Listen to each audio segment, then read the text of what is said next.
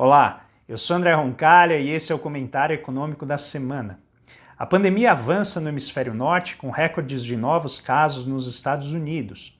A eleição de Joe Biden abre um novo horizonte de possibilidades para mudança em dois ministérios muito inflamados do governo Bolsonaro, as relações exteriores e o meio ambiente. A tolerância e a paciência dos investidores estrangeiros e de outros governos do hemisfério norte vem diminuindo muito com Ricardo Salles por conta do afrouxamento das medidas de fiscalização sobre o meio ambiente.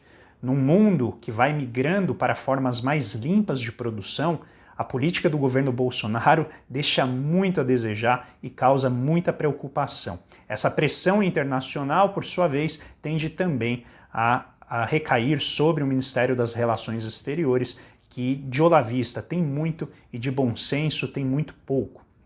Com isso, o governo Bolsonaro tem uma oportunidade de sair dessa loucura de chamar os Estados Unidos para a guerra e tentar se encaminhar para uma rota mais produtiva de diálogo e de construção de um cenário pós-pandemia.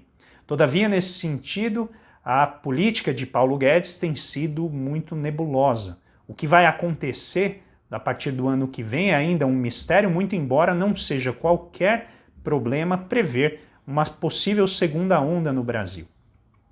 Infelizmente, o nosso orçamento não leva isso em consideração. E Paulo Guedes já vai demonstrando com clareza a possibilidade de se decretar um novo estado de calamidade a partir de 2021. Rodrigo Maia já deixou claro que não vai aceitar isso tão facilmente. Talvez a força dos fatos e dos eventos venha relaxar essa percepção do presidente da Câmara.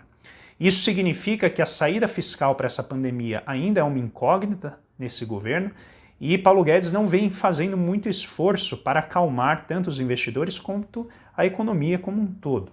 O ministro disse essa semana que é bem possível que o Brasil degringole numa hiperinflação, um ato escandaloso de quem se espera acalmar os ânimos e tirar, reduzir a temperatura com relação a esses temores. O Brasil ainda tem 14% de desempregados registrados, oficialmente falando, mas nós sabemos que o número de pessoas desalentadas é muito maior e pode passar dos 30 milhões. Com isso, a não renovação do auxílio emergencial, que fica nesse vai e vem de insegurança e hesitação, implica a gente ter um cenário bastante incerto para o futuro. O que fica claro é que a pobreza tende a aumentar muito caso não haja uma suplementação da renda e com a inflação de alimentos tirando o poder de compra exatamente de quem está na penúria, é exatamente o cenário perfeito para que haja um aumento e, quem sabe, até a explosão de uma convulsão social, que hoje está sendo ainda moderada por conta da atividade do governo. Os sinais da necessidade dessa renovação do auxílio já aparecem nos indicadores econômicos. A economia que vinha crescendo de maneira sustentada, recompondo grande parte das perdas entre abril e junho, já desacelerou nos indicadores antecedentes de outubro, mostrando que a redução do valor do auxílio emergencial já se faz sentir no varejo e na indústria. O setor de serviços vai retomando a sua atividade, porém ainda com um nível de emprego bastante reduzido.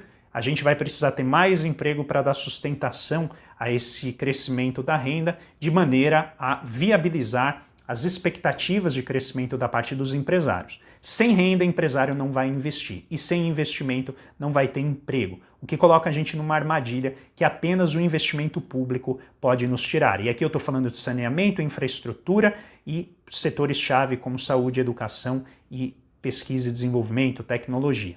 Esses são os setores que o Estado pode criar demanda para tirar a economia e garantir uma estabilidade da demanda para o setor privado. O problema é que, novamente, não há uma saída fiscal que permita ao Estado fazer esses investimentos. O teto de gastos ainda asfixia o nosso orçamento público e impede que áreas essenciais, que são investimento e não gasto primário, sejam, então, ampliadas. Com isso, eu deixo para vocês essa reflexão. Um grande abraço para vocês e um bom final de semana.